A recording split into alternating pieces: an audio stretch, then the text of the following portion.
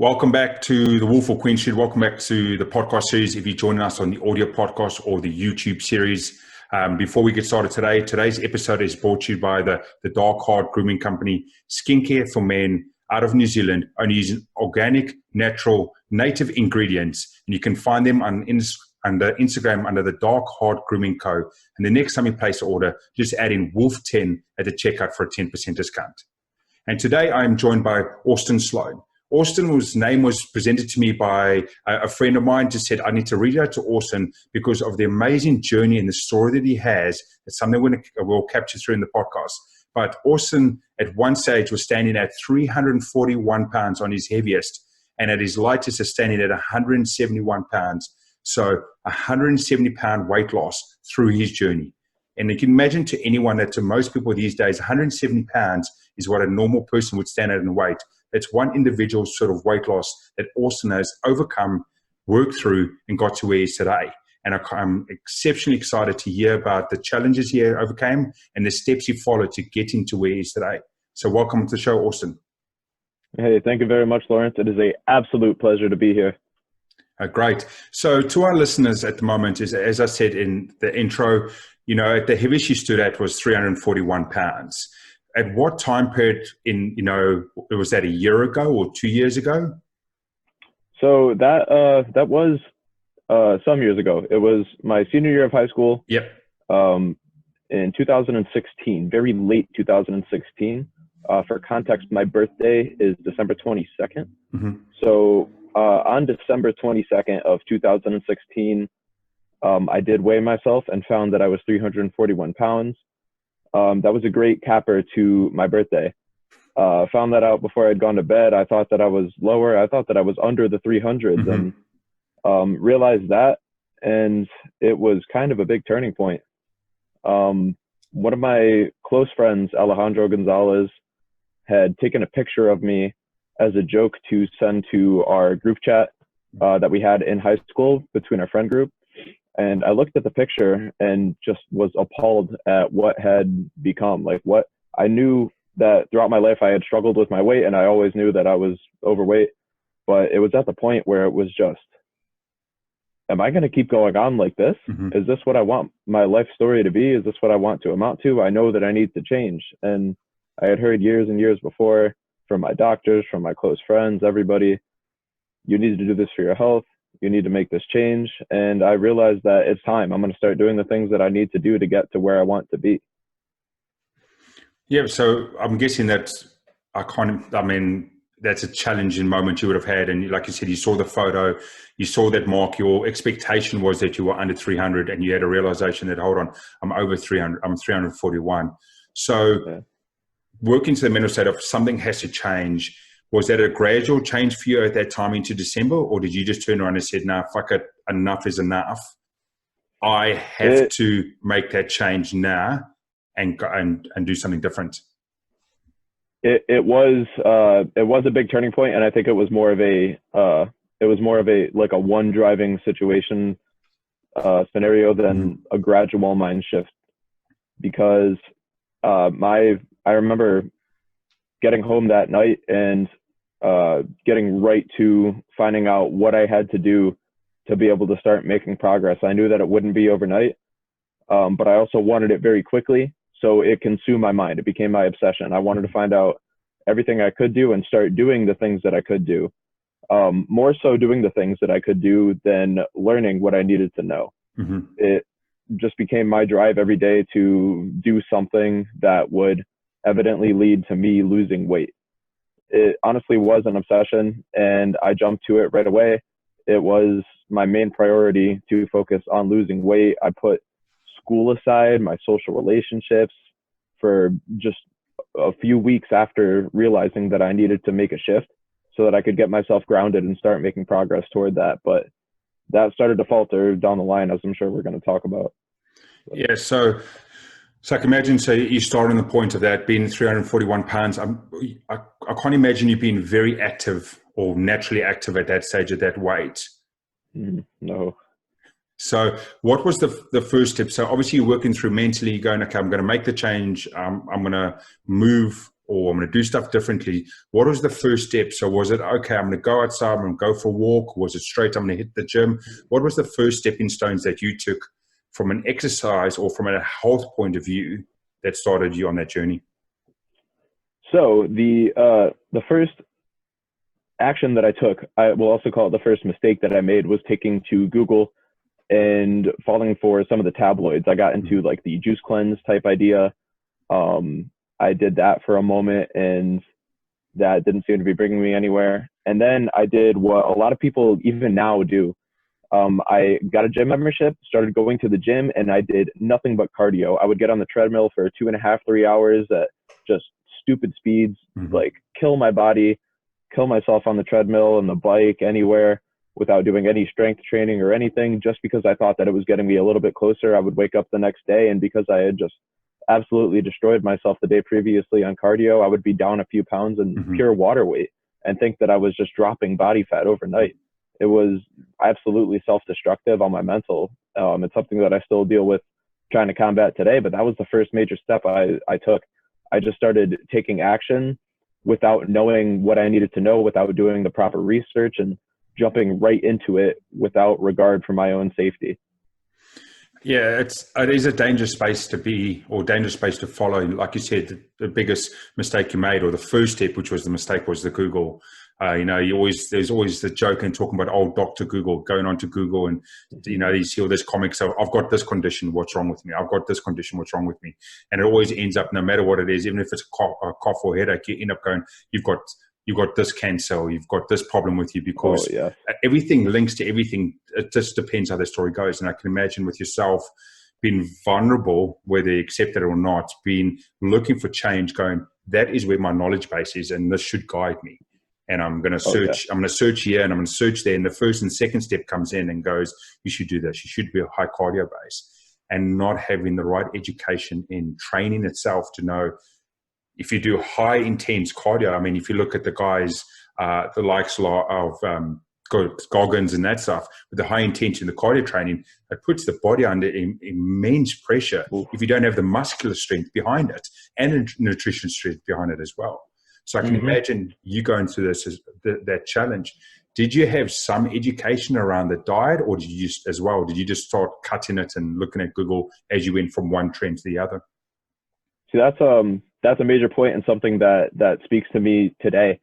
I fell directly into the fad diets. I went straight for the low carb diet because it was hot at the time. It was hot on the magazine covers. I jumped right into that, barely ate any carbohydrates. And with that, it wasn't even some sort of today's keto approach where you would typically take a very high protein, very high fat, and minimal carbohydrate approach. I did very minimal carbs, very minimal fats. And with that, not even moderate protein. I was consuming very low protein as well. So it was really just a deprivation of all nutrients that my body was craving and needed to fuel this intense exercise that it honestly did more damage than anything. And I fell directly into that. I had hopped from that to intermittent fasting within the first few months. Done completely poorly, eating like a single meal a day, which wasn't even a very nutrient dense meal or anything. I was a victim of the fad diets, and that's something that I stand by today. I try to go out of my way to educate people on what they need to look for and what the core principles are behind a proper diet, nutrition, so that they don't fall into these traps and evidently hurt themselves in the long run. Yeah, I totally agree with that. And, to a lot of people that aren't aware, you can't just stop eating and think you'll lose weight. That's one of the biggest misconceptions in the world of, if I eat less today than I ate yesterday, I'll naturally lose weight, because there's a certain point in anyone's body. And again, every single person, or 7 billion of us now, are totally different, right?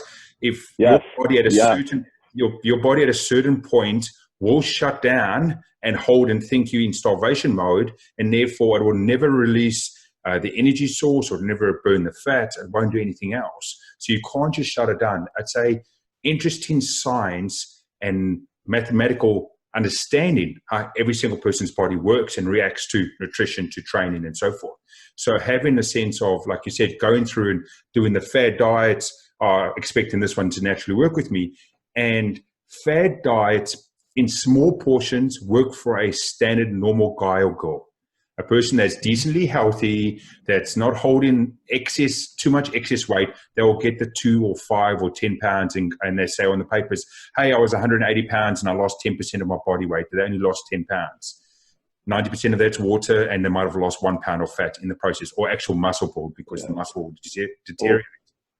That's a major point as well. I'm sure we'll get to. Yeah, and so but the interesting thing was with yourself is being holding so much weight, those things would never work. You'd get to the 10 pounds, what the fads would offer you, and then it's not a scientific or a correct process that will allow you to be beneficial to continue to lose weight, as well as give you the right nutrients, as you said, nutrient-dense food. And I can't imagine the mental challenges you're going through. As you said, it was a bad space of your realization of the weight you're holding. But I've known from past experience how detrimental to mental health, mental capability, bad diet is as well. Oh, yes. Can I give a quick little bit of context regarding fad diets for anyone out there who maybe doesn't know alien terms? By all means. So there's no real objective definition for a fad diet, quote unquote, but to give kind of a overview synopsis of what a fad diet is, typically it's something that's marketed in magazines and media outlets as being the new hot way to lose weight. Like, this is the overnight magic fix, do this and it will all work. The main point that all of these fad diets miss, these juice cleanses, even some forms of vegan diets, vegetarian, carnivore diets, keto, all of this, the point that they don't drive home is that the reason that they cause weight loss is that they successfully place the participant in a calorie deficit. Mm-hmm. That is what weight loss evidently comes down to. It's energy balance. If you consume less calories than you expel in a day, you will, by definition and by science, lose weight. That is what these diets are doing. There are avenues to get to that. And if one of them works for you and it's maintainable and you can see yourself sustaining this for an extended period of time, because that's what it really takes for a successful diet, by all means, follow that formula.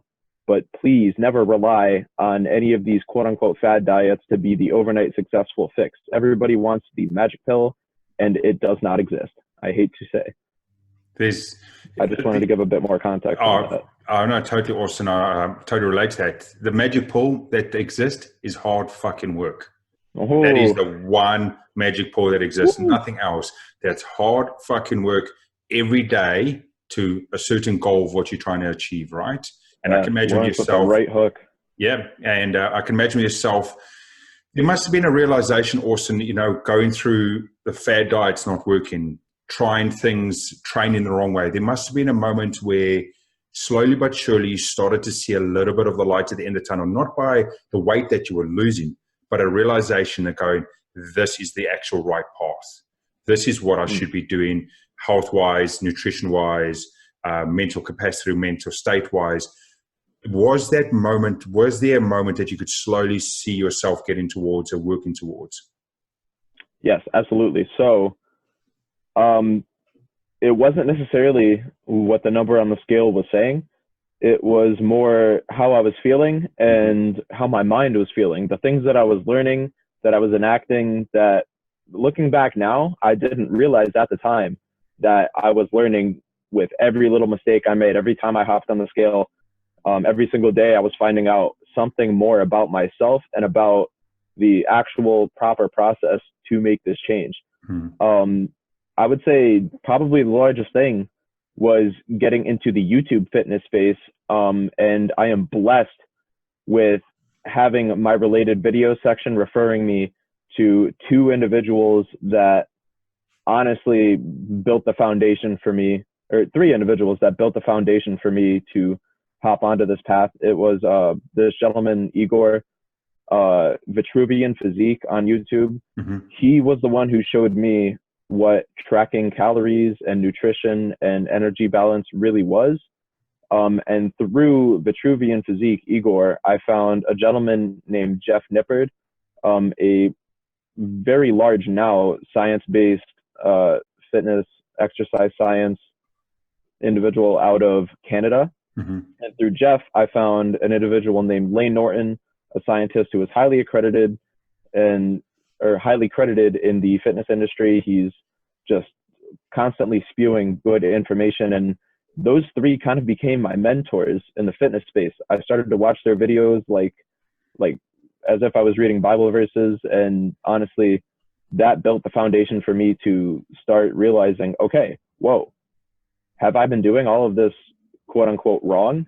Have I been just not taking the best avenues possible? Like, look at how much more is out there and how much more I could be nailing down, because Vitruvian Physique showed me that weight loss is quantifiable. And I was always a big numbers guy. I wasn't the best at the various maths, but that to me drove home that, hey, I can break this down on pen and paper and I can see it day in, day out to make sure that I'm making progress and not just going in blind, hopping onto the treadmill for 2.5 hours and depriving myself of nutrition. That was probably the biggest key for me. Yep. So I'm guessing, like you said, you had the three people, three mentors, you'd likely call them, to what you achieved in that stuff. So during this time period of transitioning into the right training, the right nutrition, was that all your focus? I mean, to a lot of our listeners at the moment, they're going to be saying, okay, what was your day like? What was your life like? Were you working? Were you unemployed? Were you just focused on your life to try and lose the weight? What was Austin, you as a person, 24/7 or over a week's period? What did that look like? So the weight loss became my primary goal and obsession to a degree. So I still had my quote unquote regular life going on outside of that. I was in high school at the time, a senior in high school, getting ready to graduate. December, that means that 6 months from then, I would be walking across the podium, getting my diploma and exiting secondary school. Mm-hmm. So obviously had to focus on school, maintain that priority. And I was working. My family does own a pizza restaurant, which I'll talk about how that was a detriment at some point, I'm sure. Yep. I was working there 3 or 4 days a week after school, helping out as a delivery driver. And other than that, I wasn't really taking on many other personal interests. My only kind of hobby at that time was focusing on weight loss and, of course, looking for a girlfriend, because that was a huge thing for me. I hadn't really had girlfriends before, and I started to lose a little bit of weight. I started feeling myself, gained a little bit of confidence, and started to put myself out there. So those were kind of the main things on my plate. I had school, I had the weight loss and fitness, and I was looking for love. Yeah, that's a major key. I was looking for love. Mm-hmm. Something I've learned doesn't really work out, but that and then work, and that was pretty much Austin's day. I would go to school till 2 o'clock in the afternoon, go to the gym, and I would go to work on days that I did work. On days that I didn't work, I would come home and I would generally consume myself with video games, as most typical average high schoolers who don't know what else is out there would, and the fitness YouTube scene. Yep. That was kind of my day, trying to find out everything that I could. So I can see a few times we've mentioned, as we've spoken at the moment, that there's some stuff hanging, there's some knowledge that you want to share across. I know that you're talking about the pizzeria. I was going to mention, as soon as you said your folks had a pizza place, I was going to say straight away that couldn't have helped anything as part of your journey. And as well as you mentioned something just earlier a little bit about your mental states and the challenges you had there. Do you want to take our listeners through some of those key insights through your path that you went through, that you picked up? Firstly talking about the pizzeria, how challenging that would have been with what you were trying to achieve? Oh, absolutely. So the pizzeria was probably one of the main inhibiting factors in my weight loss early on, until I learned to quell the mental battle with myself and gain self-control. Mm-hmm. Anytime that I would be working, maybe I would bring some food from home. I would bring some ground turkey and some other food that I had made beforehand. And a lot of times that would sit in the fridge for 2 or 3 days at the pizzeria, because I would either totally throw it out the window, theoretically, mm-hmm. While it did remain in the fridge, and just have some pizza, have some wings, oh, look, the cook's got this cool lunch special today. Let me try that out, when it's probably 2,000 calories within one bowl of whatever it is. It was very, very, very hard to resist temptation. I lacked discipline in all regards with anything food related. I had extreme amounts of trouble not snacking on things. It was a common thing for the kitchen staff to have a basket of fries that they would season up and leave out for the kitchen staff to have while there were no orders or anything like that, like bags of chips, regular sodas. The restaurant didn't serve diet soda at the time, and I was still a big soda drinker. I would consume probably an entire liter of soda every time that I worked, which thinking about it now, I believe that's what, probably upwards of 1,000 calories just through liquids that I would consume in the 5 to 6 hours that I was working on a shift. And the sodium as well.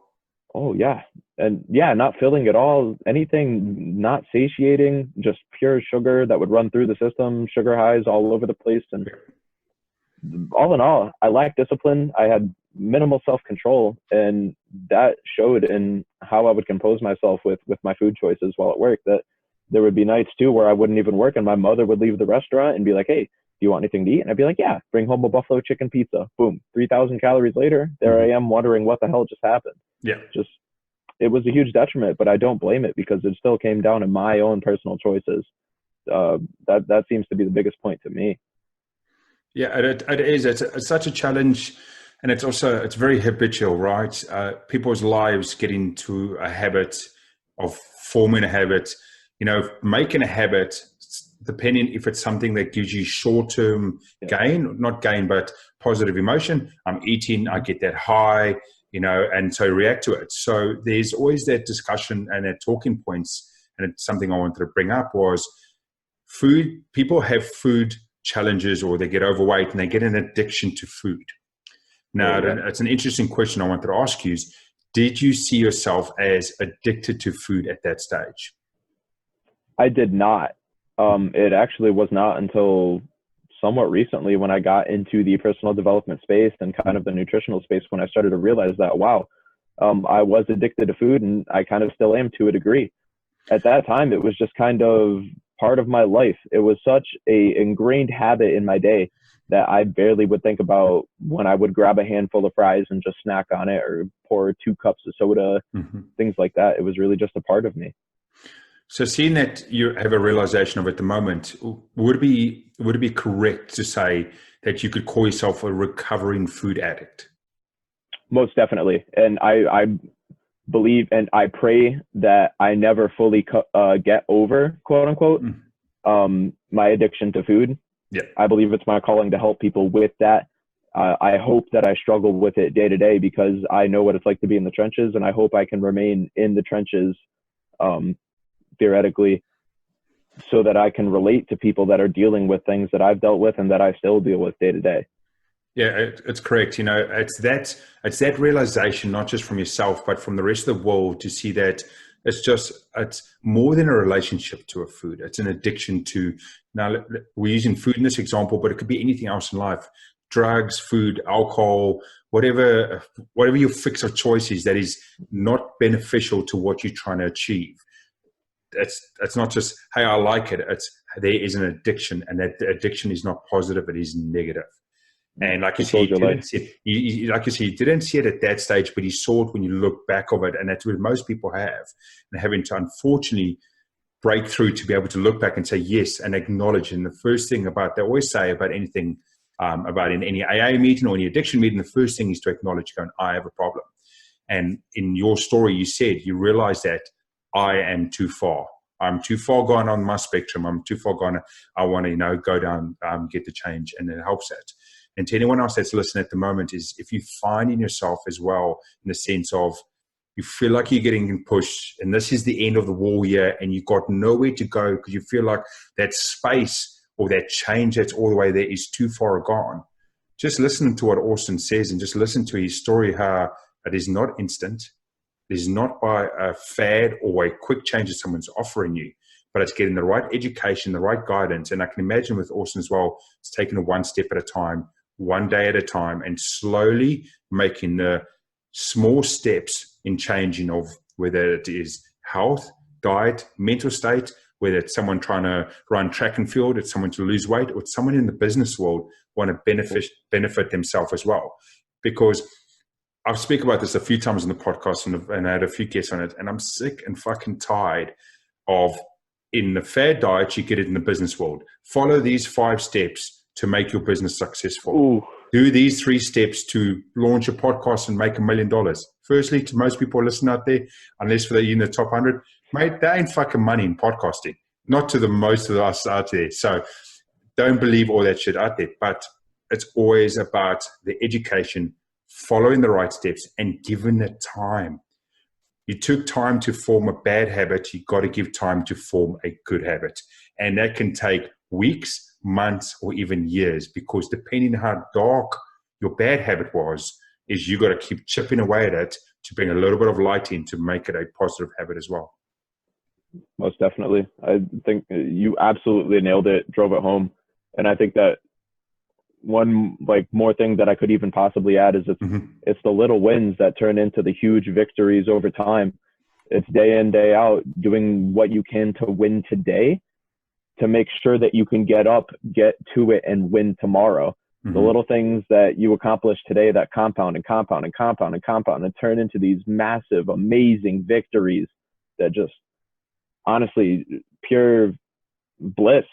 There's something amazing in the process when you're in there doing it that you don't even feel at the time, but when you're out on the other side, you look back and you're like, wow, I did this that day, this the next day, this the next day, the day after that, and I beat that habit and I changed and I made this a reality for me with hard work and discipline.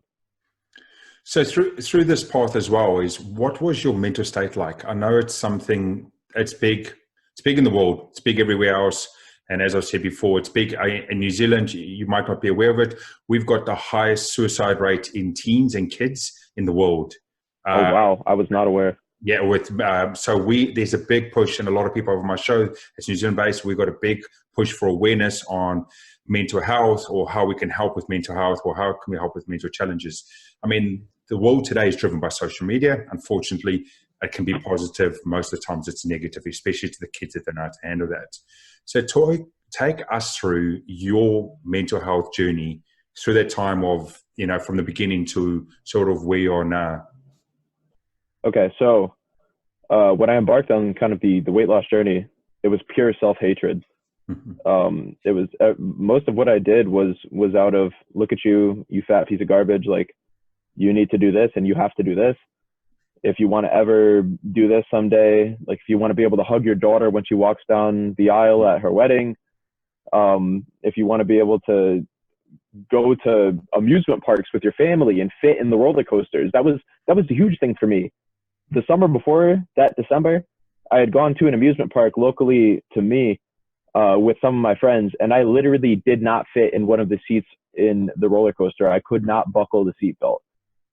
And I don't know why that wasn't one of the biggest turning points, because that always has stuck with me. I still feel that to this day. One of my friends that was there with me, we're still very close, and he knows my stance on it. He'll bring it up time to time, and it gets me going every single time. That's just something that was huge. So it was mostly driven by self-hatred. Obviously terrible for my mental health. It went from that point, and as I started to learn a bit more and more, and start to make more positive changes day to day, that I started to move toward more of a place of complacency. And I started to get very, very comfortable with the rate that my body was changing at, which at that time was very drastically. I would wake up one day probably 3 or 4 pounds lighter than the next day. Obviously lots of fluids, and some of it being fat, but a lot of it being pure lean body mass, muscle mass, because I was depriving myself with that self-hatred in mind. I was probably consuming at my lowest, I hate to say this, 700 or 800 calories at maximum a day. Yeah. And for reference right now, to gain muscle, I'm eating 3,200 calories a day. That's only 300 over where I maintain my weight at 2,900 calories. Yeah. So what is that?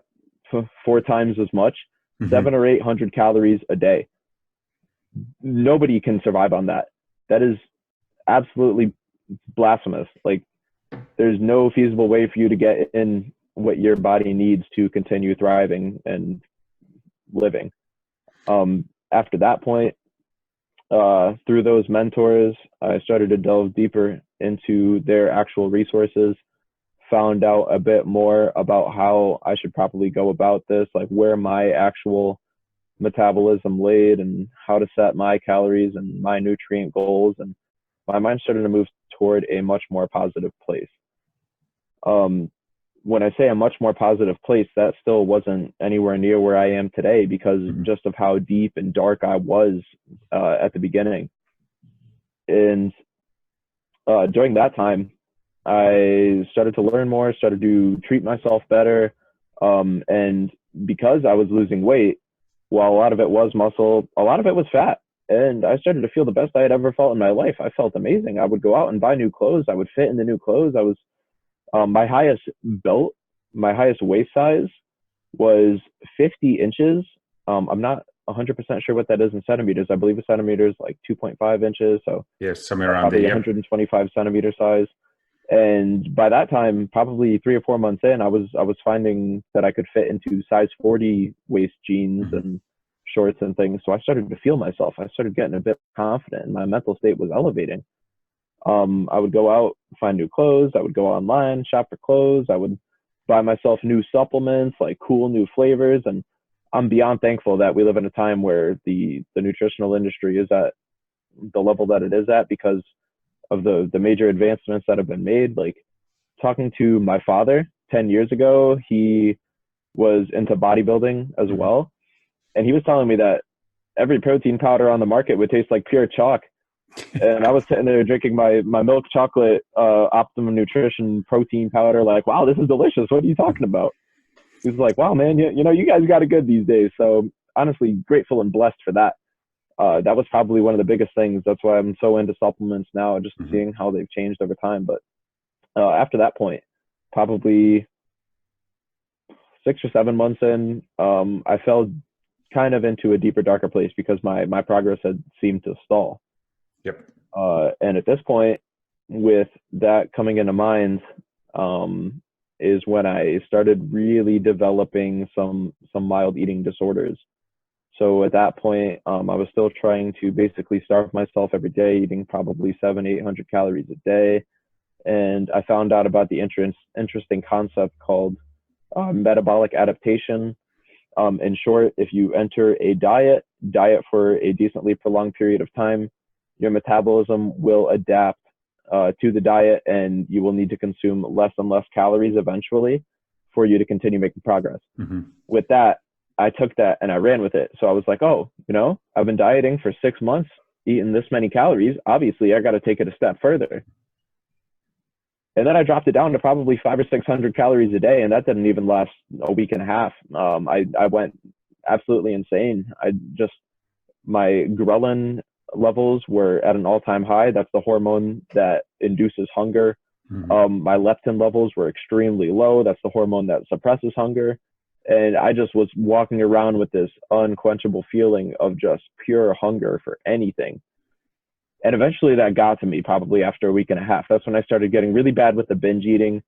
It got to a point where I just caved. And the first night, I remember it was a Wednesday night.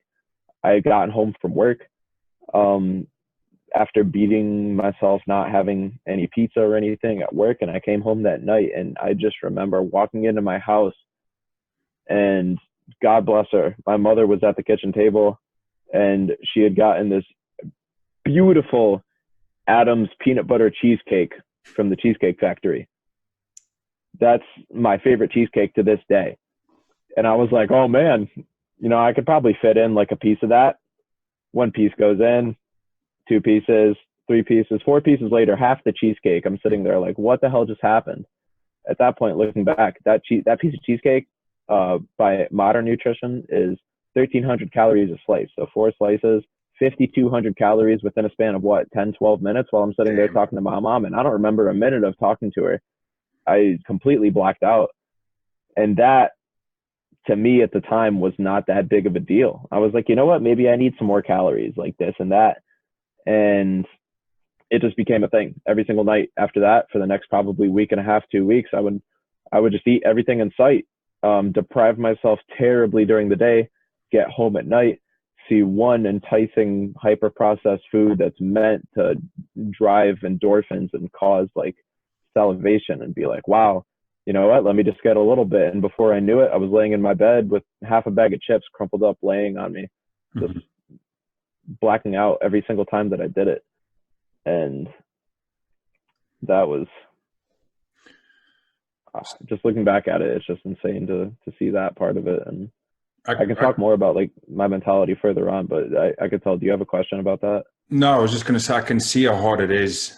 You talking through it. I'm just watching you, how you explain. I can see how raw it still is to you, that moment, and that those weeks or months that went on about how do you see almost a low point or a low point of you pushing yourself to the extreme and trying to benefit yourself, but trying to benefit yourself so much that you've pushed yourself actually off the edge and therefore gone down and dropped down. And no, not knowing the education you needed is you're actually dropping down to the bottom again and having to start over. And I can see, as you're explaining, how raw it still is to you, and the hard and the challenge you went through at that time.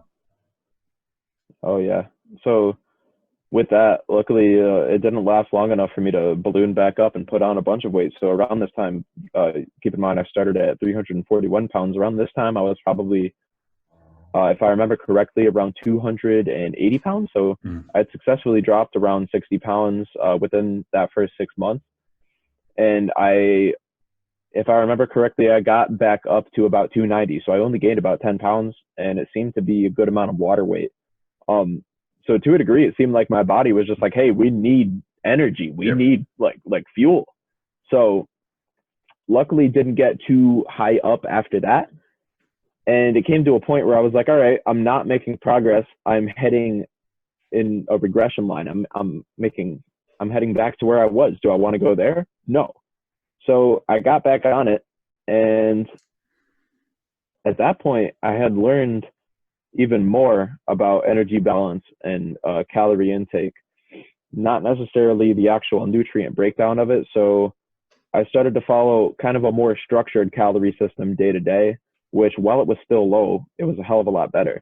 So at that point, I was probably consuming 1,800 calories a day, still quite low, still very, very, very low in protein. And a lot of it was just coming from diet foods that I saw in the store that had all these crazy claims on the boxes, like this, like drop belly fat like this, and improves blood flow, like vegan certified, all of this. I was falling for every single health ploy that companies use today to market their products, and just absolutely loving it, because all of these foods, they tasted great. They were made to taste great. That's what these companies do to drive sales.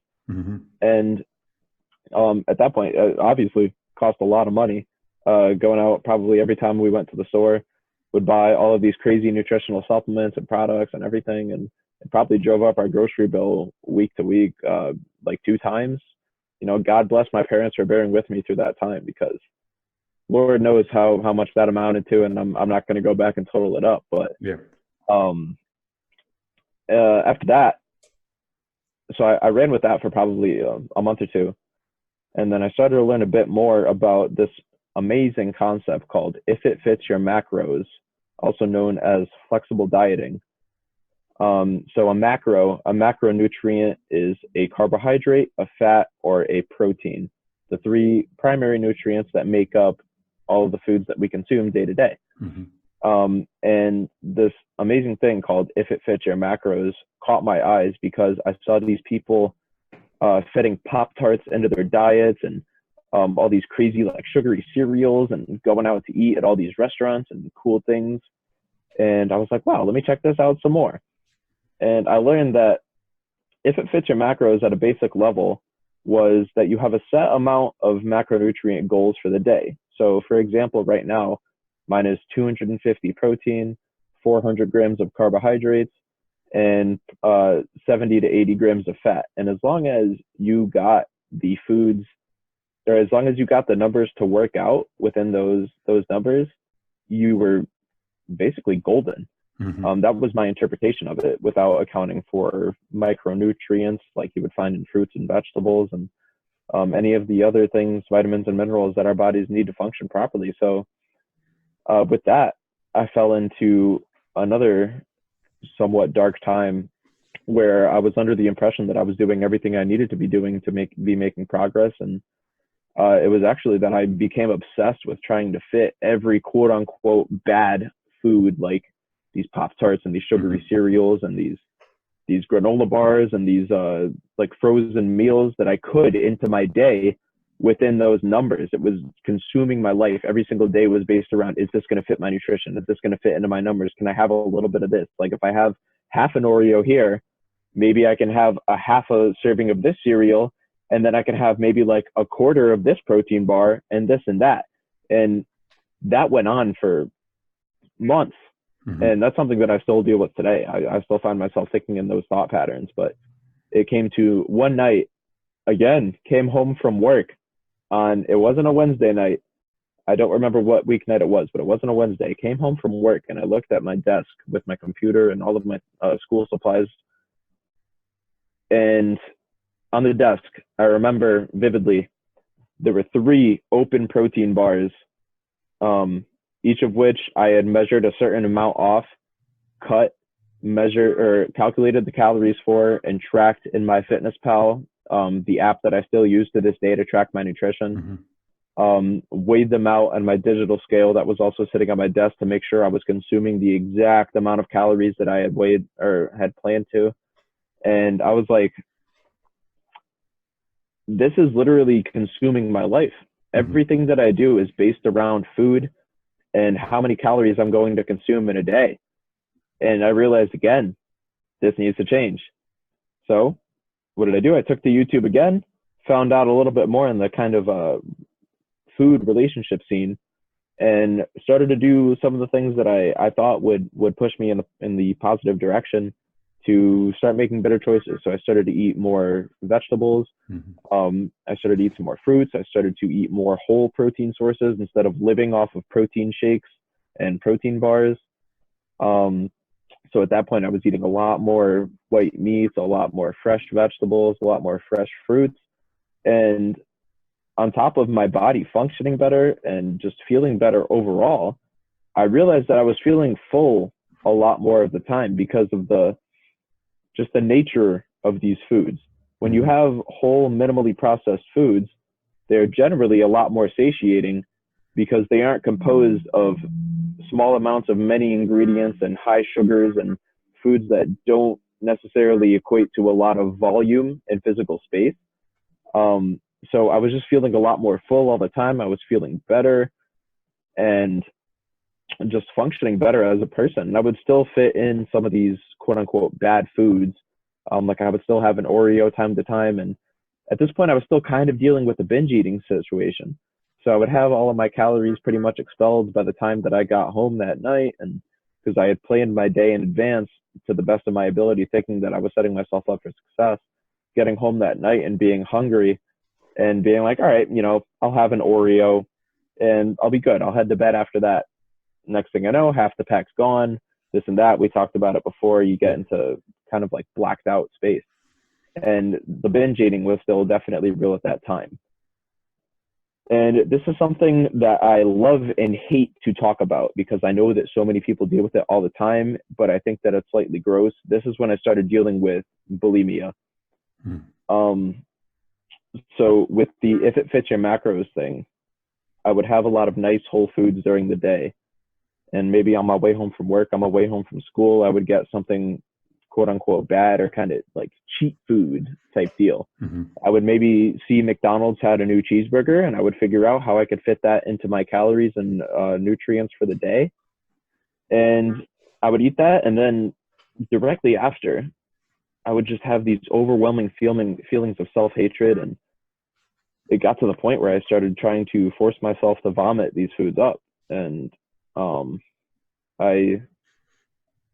to this day, I can go back in MyFitnessPal, the app that I use. It keeps a log of your entire tracking history, and I can go back to some of those days and see these foods. And after I would try to throw them up, I would stare at the toilet and try to figure out what percentage of the food I had thrown up to subtract it from the calories for the day, to try to be as accurate as possible. And it would, never mind the binge eating, never mind the low calories. This was the deepest, darkest place that I was ever in. And like, I know I don't talk about it a lot. I'm sure some of my following is going to hear this podcast and wonder, wow, like you went through that. And yeah, it was absolutely a real thing. And I still have impulses regarding that today, where I'll have like a cheat meal or something and I'll be like, was that worth it? Like, it's all gone now. Like, should I just throw it up and I can forget about it? I can figure out how much left my body, this and that. And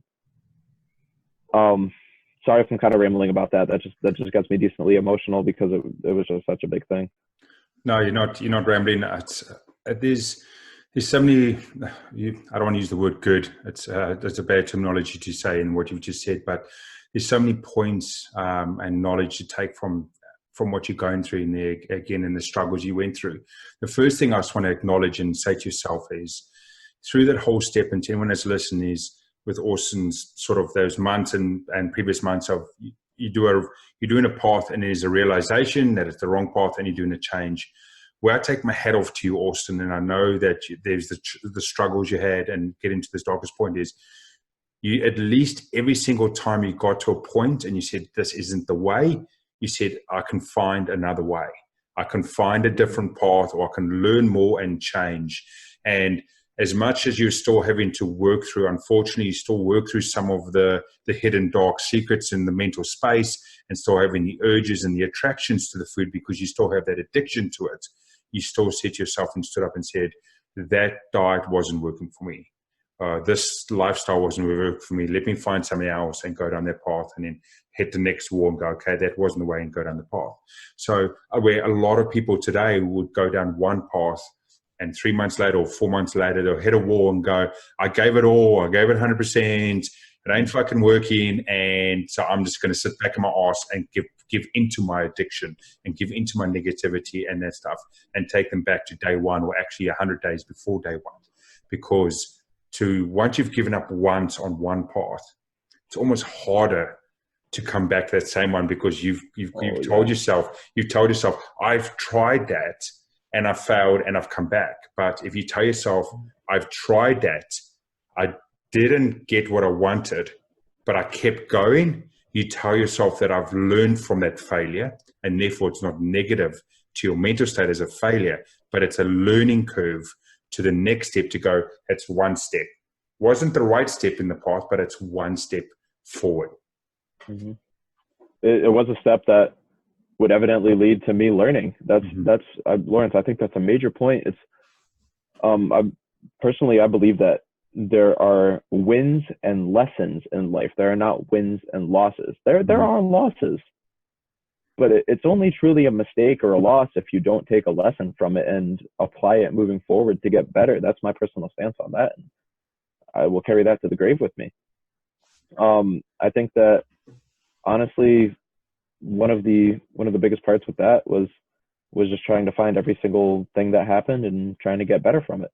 Seriously. Yeah, totally. I mean, it's again, just a learning from it. But like you said, there's no winning and losses. It's winning and learning, and it's a mental state. And sometimes we as individuals can't pick up. We need someone else to help us, or we need a mentor to help us and show that mental state or that understanding. So you don't see the negativity to each relation each time, to say, yes, that was wrong, but we learn from it. We step forward.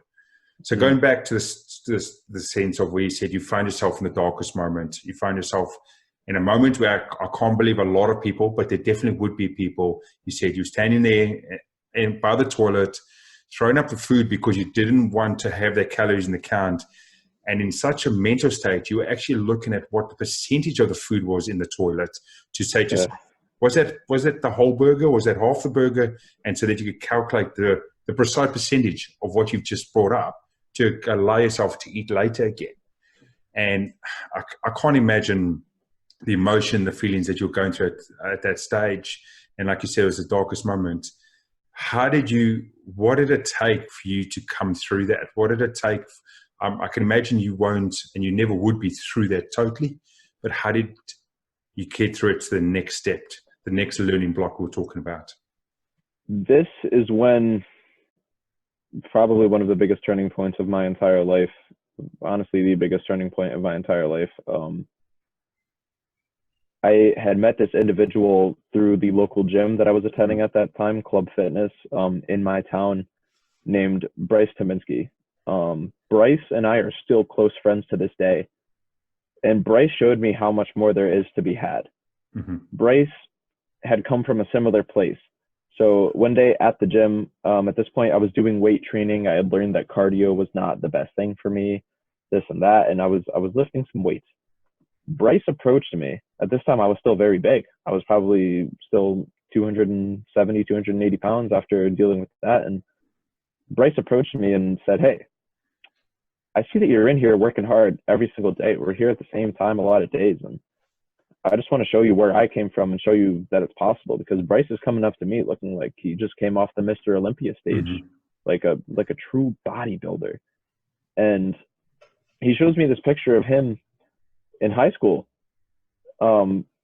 just complete twig of an individual. He's like, "Yeah, I was dealing with anorexia at this time." And I was like, "Wow, man, that's insane. Like, you came from being that small to gaining all this weight and everything." And then he was like, "Yeah, but wait, there's more."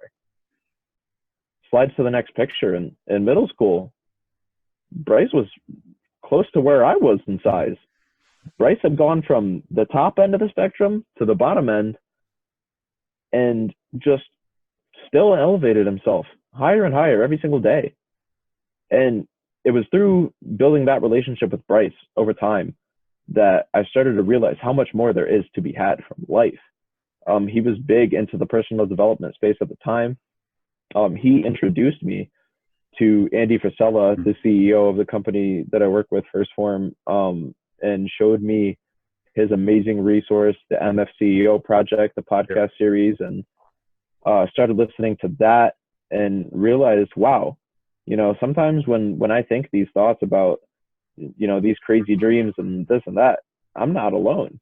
There are other people out there that are thinking this way. And I was like, wow, these concepts and thoughts that I had never even really put much mind to aren't that unrealistic. Like, these things are attainable. And that's when I started getting into the motivational and personal developmental space, the mental health kind of space to a degree, not as much as I wish I had, and started getting into this idea of entrepreneurship and going higher and being a high achiever.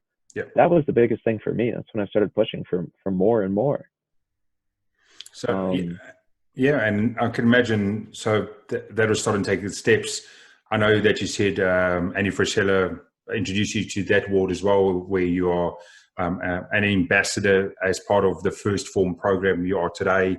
I think you called it a Legionnaire or First Form Legionnaire. So to anyone that wants to understand that, there's a company called First Form and owned by Andrew Frisella, which is entombs everything about health, fitness, the products, the products behind that. But they also have an amazing program that Austin's part of as the Legionnaire program, which is you're an ambassador for the company, but it's not just an ambassador for product or product sales. It's an ambassador for being a better human being and align others to become the better of themselves. And going through, obviously, his journey, Austin's come in the sense of where he can use what he has learned and what he's talking to in those challenges and stand in front of people and go, this is where I was. And you telling me you can't get up at 6 a.m. to go outside for 10 minutes and go for a run. And this is where I was. And this is where my dark moments was. And you telling me you can't do an extra 5 minutes a day on a bicycle to get yourself, in the health ways. And that's that sort of program that Austin's found himself in, and he can mentor people around him and people that's following him to see that what you're still fighting through and what your challenges are still today, people can see, I'm like that. I've been through that. I've experienced that. And Austin's going down the right path. So why don't I just stand next to him, behind him, together, and we take the journey together? Yeah, with that, it's to put it into perspective, I barely market the company's products because my main drive with it is to use the information that they provide me through science and everything to educate people, and then offer them, if you want, you can use this if you want to cover your bases. At the end of the day, it's about educating people and getting people results. And that's a core value that I hold even outside of the program and in life in general. I feel that if you can truly teach something, you've truly mastered it, or you are mastering it, or you're getting better at it. And that honestly comes from a place of selfishness. Mm-hmm. I originally was like, I want to get the best possible at this.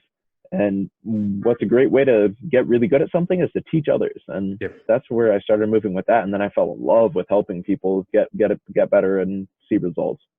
That's the main thing with that. But moving on from from that place, it was just sorry. No, all good, man. By all means, I can see you fighting demons within yourself as you're thinking back, and that is fine, because there's something that people also sometimes forget. Is to take demons or bad points and everything else and to go, okay, it's past and it's back there. I'm going to leave it alone. I'm going to push it way down. It's never going to be the right ways. Sometimes we need to take that and put it on a shelf and look at it and go, you had me at that moment. You broke me at that moment, or you destroyed me at that moment, but you don't have me today. I am stronger today and I'm better knowledge today, but also acknowledging that was there, because a few people I talk to in life and stuff, they go through moments and then they have this massive drop off the edge, as we spoke about earlier, and it's because they've forgotten about some stuff that they'd had, and they don't acknowledge it to what they've become. They don't acknowledge that negativity and that hardship and that darkness is evolved to the person they've become today. And by leaving it as darkness, it's going to consume you over a period of time. It's going to finally eat up at you, and it's going to bubble out. And then you're going to go back to trying to sort down that path. And we've got to acknowledge it and say, I was bad. That was a shit moment for me. That was a bad moment for me. But today I've defeated, or I'm defeating, or I'm working towards a better version of it. I won't forget you, but I'm going to leave you the fuck behind. 110%, Lawrence. Honestly, it's, if you try to quell these demons and push them down and live with them in the back of your subconscious mind, you'll never truly get past them. And I feel that even with what I'm doing now, I live with them every day, and I try to use it as a point to teach and help others. I still will never get past it, but I've learned to fall in love with that. I've learned that it's a blessing that I've been able to go through these things and can still live with those thoughts. And I'm at a point where I can use it to teach others, and I'm not necessarily consumed by them myself. Everything you said there is just honestly like speaking gospel. So you're talking about teaching others. So you obviously find yourself in, if anyone looks at Austin, you've got your training program, part of First Foremost, or on your social media as well. You personal training, taking people through their journeys. Also mentorship. I'm assuming there's mentorship in people just in the day-to-day and seeing your journey and everything else. What are you finding yourself in today, in the sense of you've come to where you are now? You're still learning every day. You're still evolving to the person, or the best person. We always evolve into the best person we're going to become. But now you've got some education you can offer others. So what is the Austin package now that you offer the world? So now I basically mostly take to Instagram as my primary platform to try to put out educational content for people to take away some points and start putting into action in their lives to make small changes and create small victories that turn into huge wins. Yeah. I do not charge people for programs or nutritional help or anything. And I don't want to. People come to me looking for help, and it makes my day to sit down and go over someone's nutrition with them and know that I've instilled these principles in their mind that are going to help them get closer to success. That's all the payment I need, is being able to see them come out on the other side 6 months later, fucking 100 pounds later. Yeah. And I'm just like, holy, I played a part in that. I played a small part in that. Like I built a piece of that foundation. They're a changed individual. To me, that's the only payment I need. And if you're sitting there like, okay, but how do you make money? I work at a gym. I work the protein shake bar at a gym. I love it. I do kind of the groundwork. I'm not a trainer there, but I help people with their training and things like that. I'm very close with a lot of the trainers, and at every opportunity I can, I shadow them and try to learn from them and see how someday I could use that to help somebody else. And that's really what it is. A lot of people come to me for help with nutrition and anything just because they see I got some kind of clue of what I'm talking about, you know. They see my page, they see the progress I've made, and I'm proud of that. And they see that I'll never be satisfied with that. One of my mantras, proud but never satisfied, something I live by and something I'll take to the grave. I'm proud of where I came from, but I'll strive every single day to do more and more and more and more to help, like, make even more progress and be able to help even more people in that regard. So if people come to me now, if you were to visit my socials, you would find links to some first form products, some of the meditation methods that I use, some of the various kind of structural organizational things that I use in my life. And I'm very active on my Instagram stories. I love getting on there day to day and talking to people, taking polls, and just showing what I do in my day to day life, showing the ups, the downs, the highs, the lows. I feel that humility is attractive, and showing people that I struggle too shows a lot of people that they're not alone. And that's a big thing to me, is making sure people feel that they're not alone, because it's a bad place to be. That, and if people reach out to me, more than willing to help them with their nutrition and their training and answer any questions they have. And if I don't know the answer, I'll find out. That's amazing, Austin. I think that's a great point to end off. I mean, we just hit an hour on the show already. To tell your story and everything else. And to anyone else that is listening at the moment, irrespective of if it's health related, fitness related, life related, if you feel like you got the moment, if you feel like you need someone to reach out, you've got someone here that is busy talking and saying that he will help you out. He will give you some guidance as best as you can. Sometimes we just need someone else to listen. If you're listening and you're struggling, no matter what it is, reach out to myself, reach out to Austin.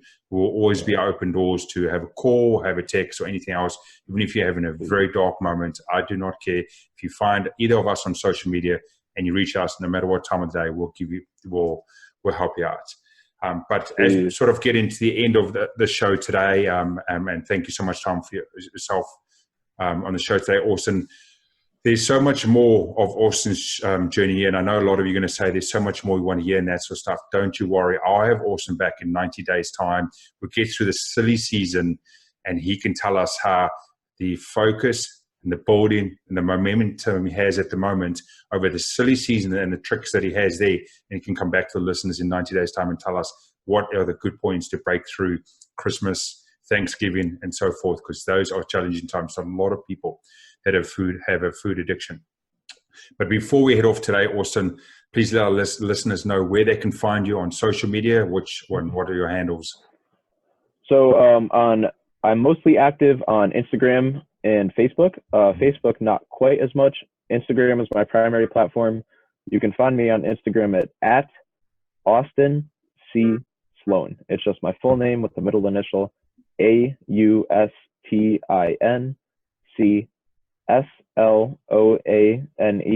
That's my primary. And you can find me on YouTube as well. I just started a channel where I'll be uploading blogs and educational videos. That is Austin Sloane. Not sure if it's going to come up right away in your search results, probably around 80 subscribers or so, but we'll get there. I'm sure you'll see it on your homepage someday. Those are my two primary platforms. That's awesome, Austin. And as always, I'll share out your handles as well on the different platforms to everyone that's listening today. And to everyone else, thank you so much again for coming in and joining on the Wolf of Queen Street, whether you're on the audio podcast or the YouTube series. And please, if the message today resonates with you, and on the touch point of Andy Frisella as part of First Form, as he always says, if you like the episode today and taking it from him, share it to someone else. Bring on a fan, bring on someone to come and listen to the show. Send it out, share it, comment. And at the end of the day, subscribe so that you can hear more great content at a later time.